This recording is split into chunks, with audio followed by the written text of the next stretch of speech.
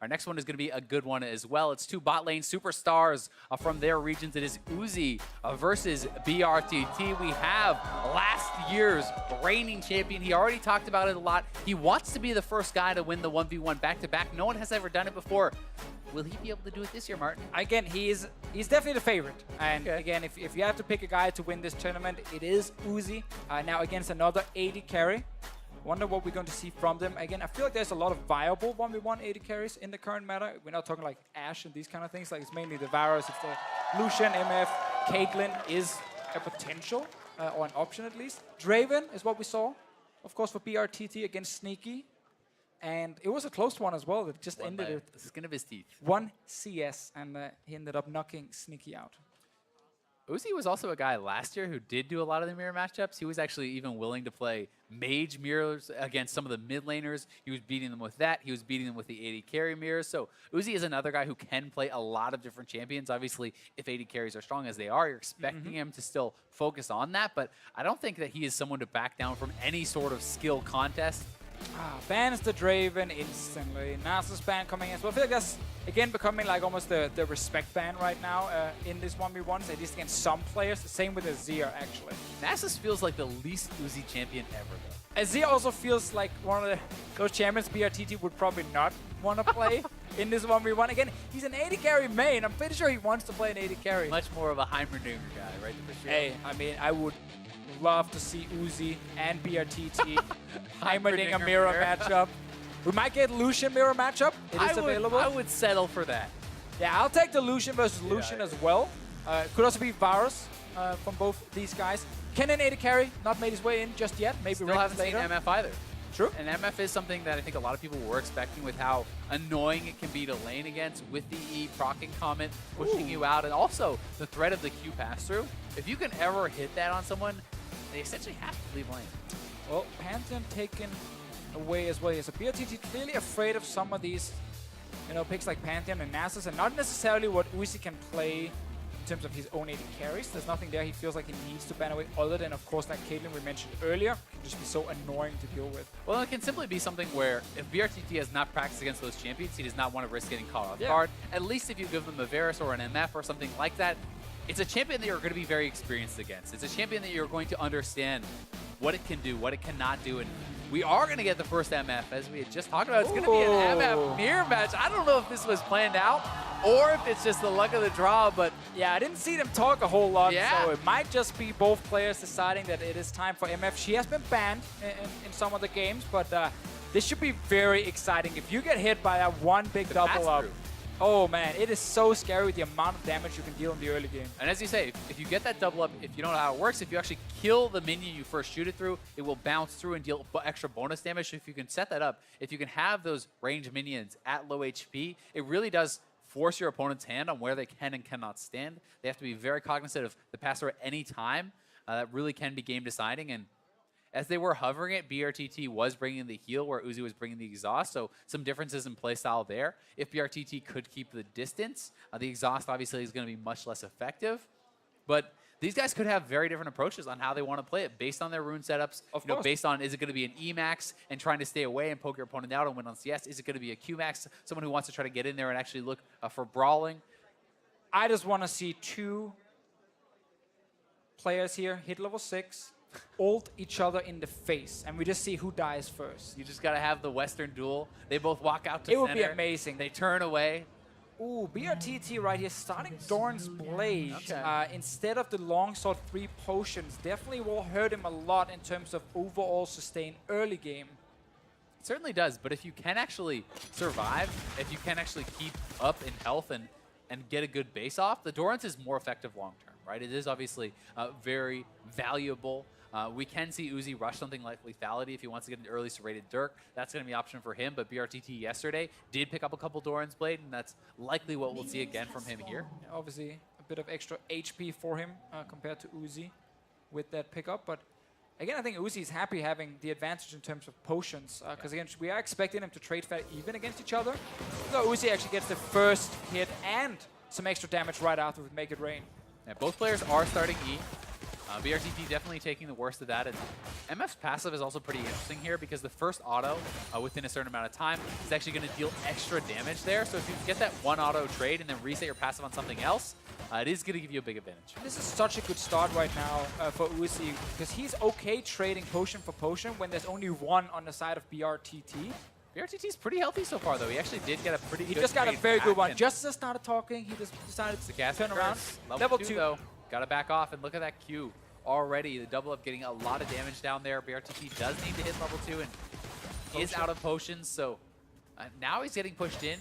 And if you have to base after getting pushed in and poked out, you're not going to have a lot of gold to actually work with if you can't farm this out pretty well. We'll see how he does. And also, early game mana issues for MF is very common. Oh, the big double up one. pass through.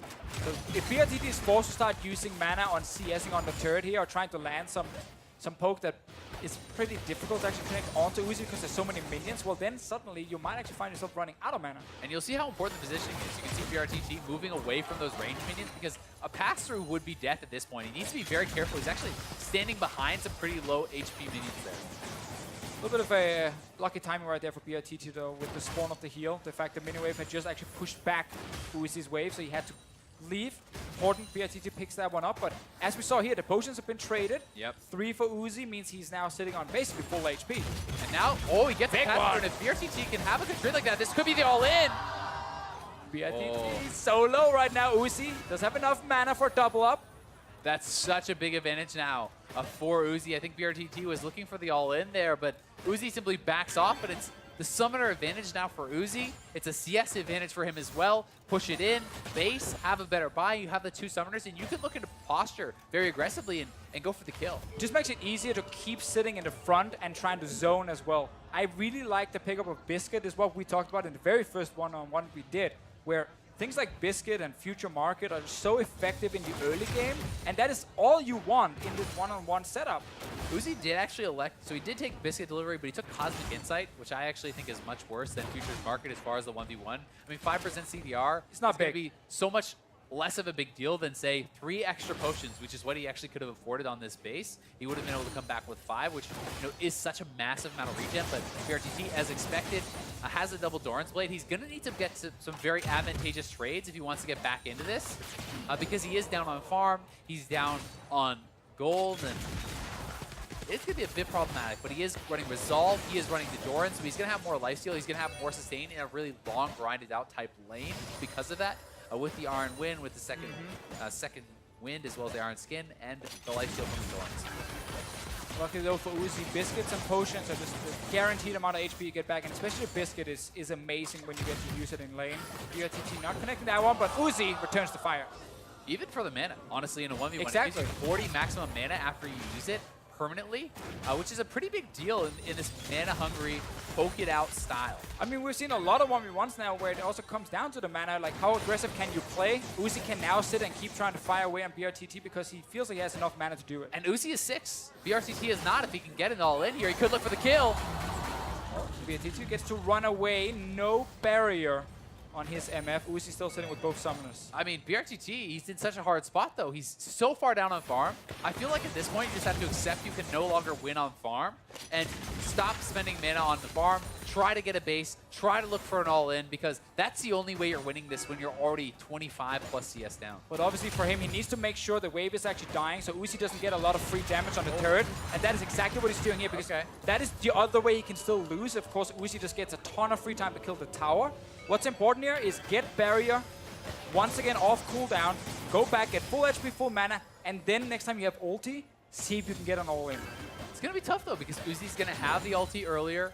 That's actually a pretty long cooldown. I don't even know if he's going to really get to it before he's so far down, right? I mean, Then you got to this is land already the poke. 65 CS to 40. I feel like the only way that brTT wins this, if he can get a really good all-in. And honestly, when you're down quite a bit on items, that requires a double-up pass-through. That requires some sort of game changer. We need a few of those, Yeah. honestly, to hit on to Uzi, where he doesn't get to return a whole lot back on brTT. Summoners are back up, though. So, I mean, really, if you can get that one big advantage, if he fails a double up, if Uzi fails a double up that does not pass through and hit you, and then you can get one that does hit the pass through and smokes Uzi for a couple hundred damage.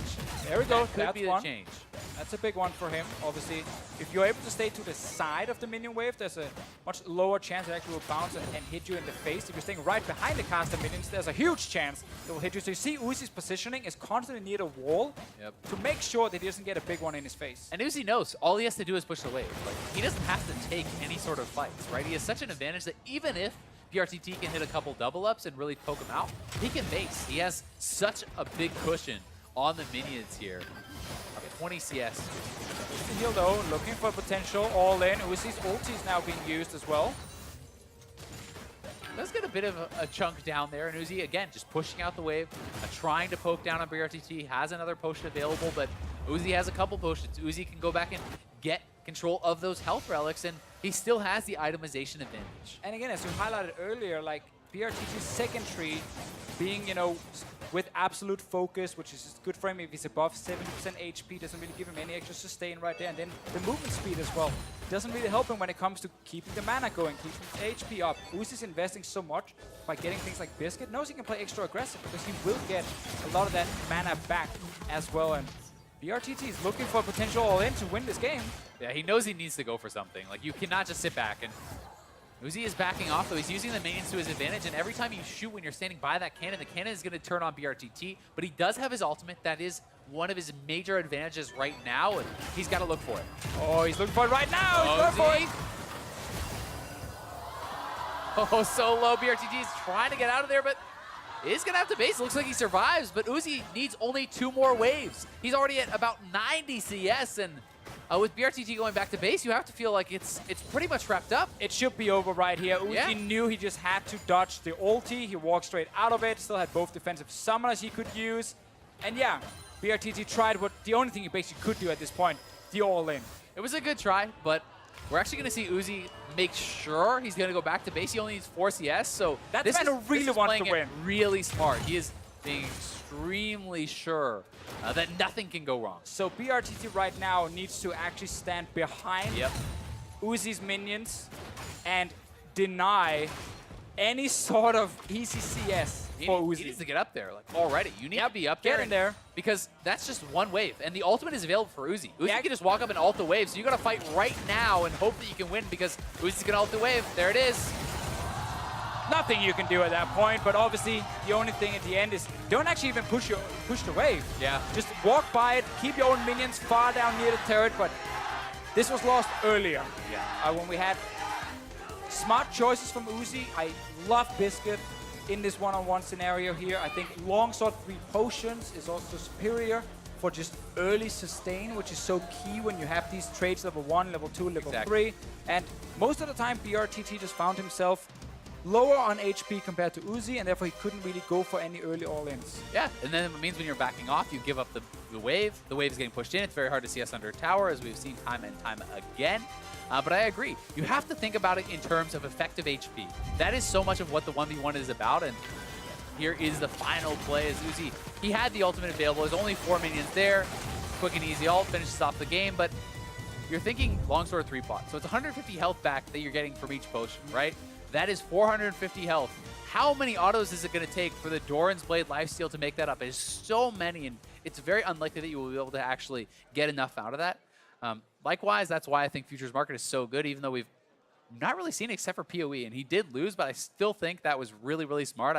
I'm more and more convinced that the Biscuit Delivery plus Futures Market is by far the best for the secondary tree if you're going to go Sorcery Primary for Airy and for Comet, because that means that you're getting 2 to 3 biscuits, depending on how long the game actually lasts. That is a lot of health. Then you're getting 3 to 4 potions with your actually extra money that you can have there as well. So that's so much extra health. I mean, the only one we also see from the other one, sorry, we also see from a lot of players is Resolve second, and then you get second wind. You get either 5 armor, 5 MR, depending on what you need, and that is effective as well to try and be a little bit beefier and also stay a little bit longer in the 1v1s. But it's funny against how much sustain and mana just means, because you're constantly poking each other. And if you're out of mana, you're really not a threat. And I think if it's a full-on all-in, Resolve could be more effective because second wind is more immediate. Having the flat armor MR is more immediate. But any slow grinded out type game, there's no way that in a 5 to 8 minute game you're getting as much health from Resolve from second win. You're not going to regen 600, 700, 800 health as you can get from Futures Market plus Biscuit Delivery. So to me, that does seem like the best choice. But